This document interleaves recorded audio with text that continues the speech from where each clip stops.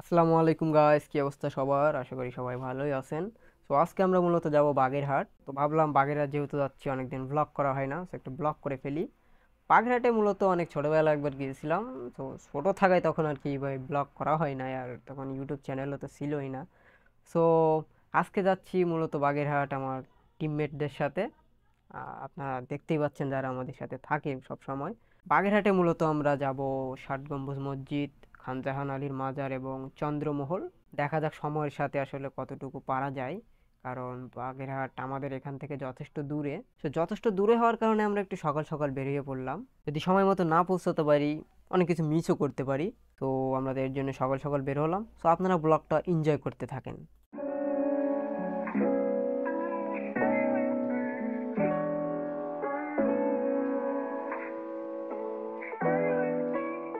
So guys, দীর্ঘ সময় journey করার পরে আমরা এসে পৌঁছাই বাগেরহাট শহরে। সো এখন যাব আমরা চন্দ্রমহল, যেটা বাগেরহাট শহর থেকে একটু ভিতরে। সো সেখানে যেতে হলে আমাদের ভ্যান ইউজ করা লাগবে। আর এই ভ্যান জিনিসটা আসলে আমাদের কাছে নতুন না, কারণ আমাদের সাতক্ষীরাতে ভ্যান খুবই নর্মাল। কিন্তু গ্রামের ভিতর দিয়ে ভ্যানে করে যাওয়া এটা আসলে খুবই এনজয়েবল ছিল। সো আমরা এনজয় করতে করতে যাচ্ছিলাম গ্রামের পরিবেশটা, এবং অনেক মজাও করছিলাম। পরিবেশটাও আসলে অনেক সুন্দর ছিল, অনেক নির্জন ছিল। তো দেখতে দেখতে আমরা চলে আসি চন্দ্রমহলের সামনে। এখানে কিছু দোকানপাট ছিল। আমরা সেখানে বেশি সময় না নষ্ট করেই আমরা টিকিট কেটে দ্রুত ঢুকে পড়ি চন্দ্রমহলের ভিতরে। তো ভিতরে ঢুকেই আমরা দেখতে পাই একটি পুকুর, এখানে একটি মাটির তৈরি কুমির ছিল, এবং এখানে দুইটি কচ্ছপ, এবং অন্য সাইডে মাছও ছিল। চন্দ্রমহলে আসলে দেখার তেমন কিছু না থাকলেও সময় কাটানোর জন্য মোটামুটি একটা ভালো জায়গা। তো চলুন দেখে নেওয়া যাক কিছু সিনেমেটিক ভিউ।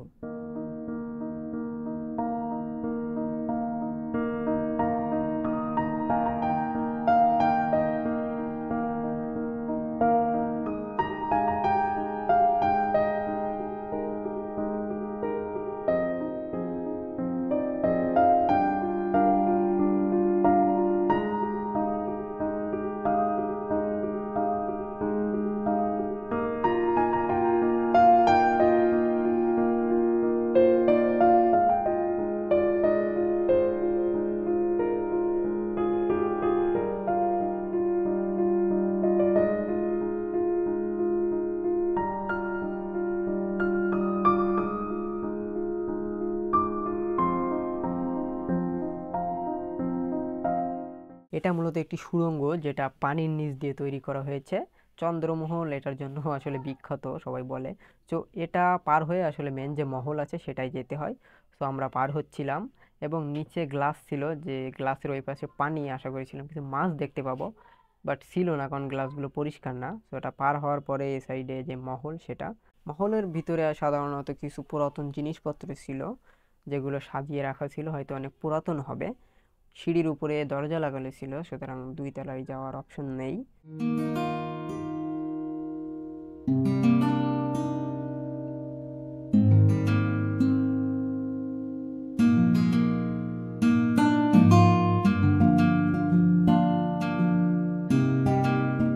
পুকুরের ওই পারে বাচ্চাদের জন্য কিছু খেলার জায়গা ছিল, বাট আমি বাচ্চা না হওয়ার কারণে ওইখানে যেতে পারিনি। বাট আমার তো মনে হয় আমি কোনো বাচ্চা, সুযোগ দেওয়া উচিত ছিল এনিওয়ে।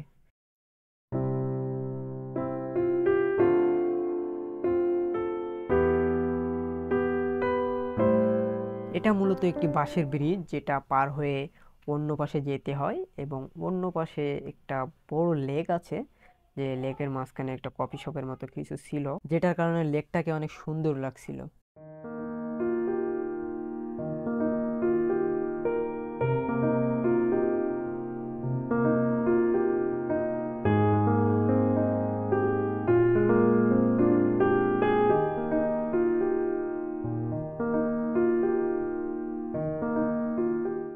অনেক তুই এটা কি করতে পারলি না? কান্দের বাস্কেট এটা হলো জয়। এখানে মাটির তৈরি অনেক জিনিসপত্র বানানো হয় এবং সেগুলো বিক্রি হয়, যেটা আমার কাছে আসলে অনেক ভালো লেগেছিল।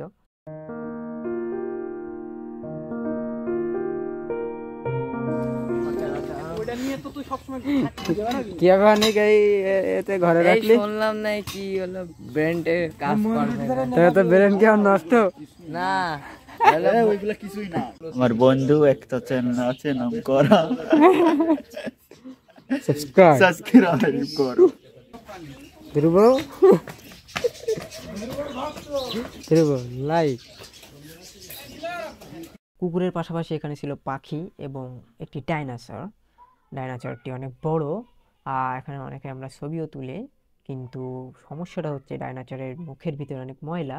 এবং অন্য পাশে ছিল কিছু উট পাখি, যাদের কাছ থেকে আমি একটি জিনিস ছিনিয়ে নেই, তাদের পালক। এটা ছিনিয়ে নেওয়ার পরে তারা আমার দিকে তাকিয়েছিল, বাট আমি তাদেরকে আর ফেরত দেইনি, আমি খুবই দুঃখিত। দেখার মতো এখানে আর একটি ছিল টয়লেট, যেটা আমরা ইউজ করি।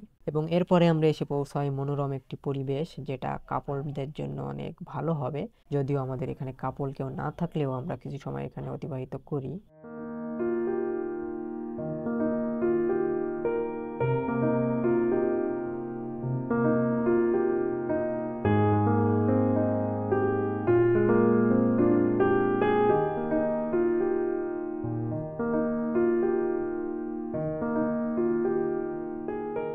हमारा प्रासाद है।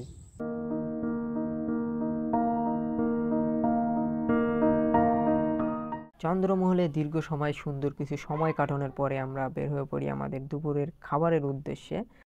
আর এটা হচ্ছে সেই মাটির তৈরি মগ, যেটা দেখতে সুন্দর, আর এটা কিনেছে আমাদের ওয়ানিক।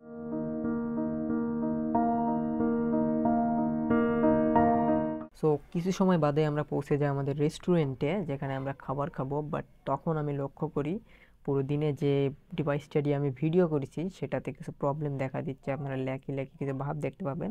এবং এরপরেই আসলে ক্যামেরাটা অফ হয়ে যায়, এবং যখন অন হয় তখন আমাদের খাওয়া প্রায় শেষ, বাট তবুও অন হয় এবং আমি কিছু শট নিতে পারি, যদিও তখন আমাদের খাওয়া প্রায় শেষ।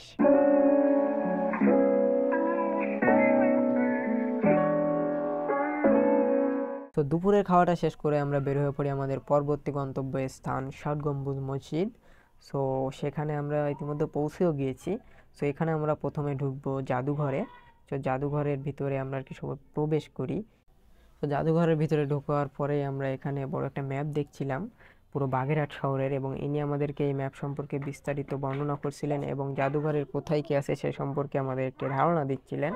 জাদুঘরের ভিতরে আসলে ভিডিও করা নিষেধ থাকলেও যে যার মতো করছিল, বাট পার্সোনালি আমার মনে হয় এগুলো অনলাইনে না দেওয়াই ভালো, যার কারণে আমি আসলে দেখাতে পারলাম না। বাট আপনারা অবশ্যই এসে ভিজিট করবেন। সো এরপরে আমরা বের হয়ে পড়ি বাইরে ষাট গম্বুজ মসজিদের উদ্দেশ্যে, এবং যেতে যেতে অনেক সুন্দর পরিবেশ, যেগুলো অনেক সুন্দর লাগছিল।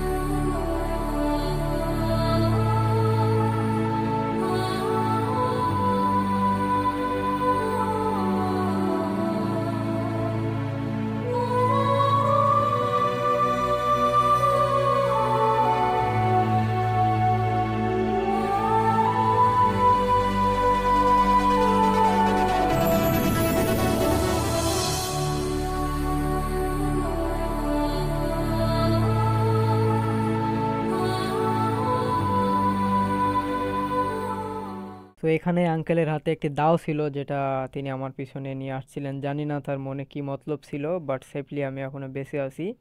সো এরপরে আমাদের হাতে সময় আর বেশি না থাকার কারণে আমরা ষাট গম্বুজ ঘোরার পরে আমাদের বাড়ি ফিরতে হয়।